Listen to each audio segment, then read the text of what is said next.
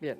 Y Alejandro, el aeropuerto de Teruel, o el aeródromo de Teruel, que ha sido un revulsivo extraordinario en el conjunto de Aragón, no solo en la provincia de Teruel. En 5 años el salto cuantitativo y cualitativo en el área logística ha sido extraordinario por la aportación precisamente del aeropuerto. ¿Por qué crees que es necesario diversificar los modos de transporte desde el punto de vista de lo que la logística implica?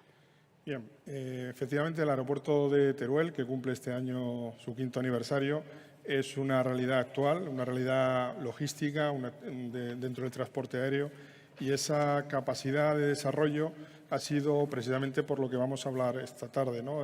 La multimodalidad y la innovación. Es un aeropuerto creado con un modelo de negocio innovador y estamos aportando a la cadena de valor de Aragón, por supuesto de España a nivel mundial, la logística inversa, que es algo que efectivamente existe en otros sectores, pero dentro del sector aeronáutico español pues somos pioneros. Es decir, el reciclado de aeronaves, el desmantelamiento de aviones, el estacionamiento de larga estancia.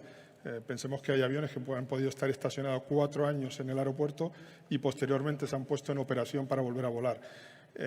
Todo ese back office, que es a lo mejor menos visible para el pasajero, menos visible para la carga aérea o para otros operadores, es necesario. Es decir, los trenes tienen que estar en un apartadero, los aviones tienen que estar en un sitio bien resguardados, con mantenimiento, con supervivencia para que esto luego se produzca, y Teruel ha encontrado su nicho de mercado y su potencial, y ahí es el éxito y el desarrollo que está teniendo. Esa sinergia que estamos aportando, esa capacidad de desarrollo que genera la cadena de valor de la logística de Aragón, creo que se irá notando cada año mucho más y, bueno, de hecho, Platea, con la que conjuntamente estamos cercanos a él, esos vínculos que estáis comentando se van entrelazando en el transporte de toda la mercancía que sale.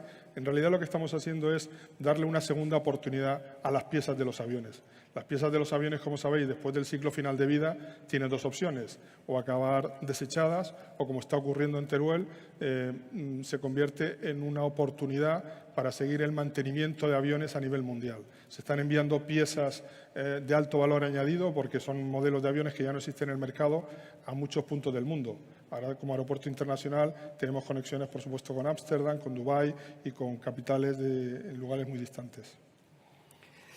Francisco Bordejé, como he dicho, dirige el clúster Alia. Es un clúster que agrupa a más de 40 empresas en estos momentos que trabajan en el campo de la logística en Aragón, en torno a 16.000 o 17.000 empleados y aproximadamente un 12% del PIB regional.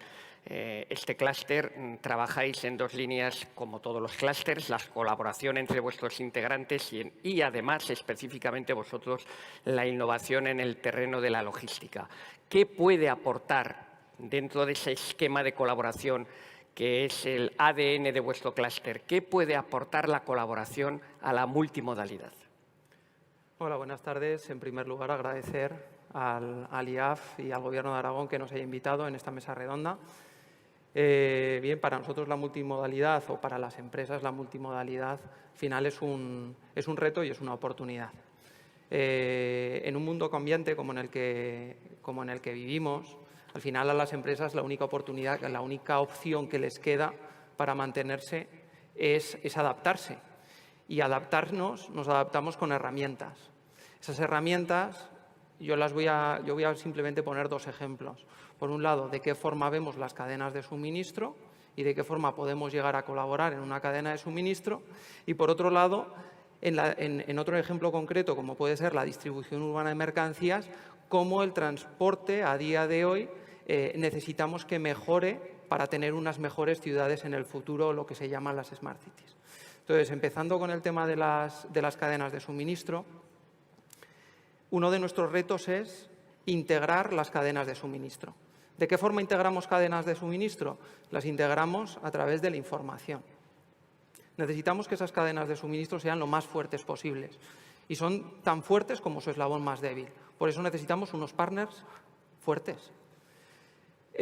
Para nosotros,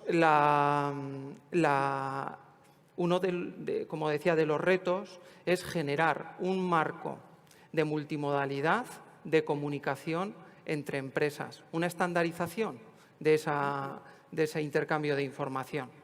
Y no me extrañaría que surgiera en el ámbito del transporte algo como hay en otros sectores, como puede ser, por ejemplo, la plataforma Amadeus, que seguramente la mayor parte de vosotros la conozcáis. Al final es una plataforma donde confluyen tanto empresas de agencias de viaje como operadores o aerolíneas.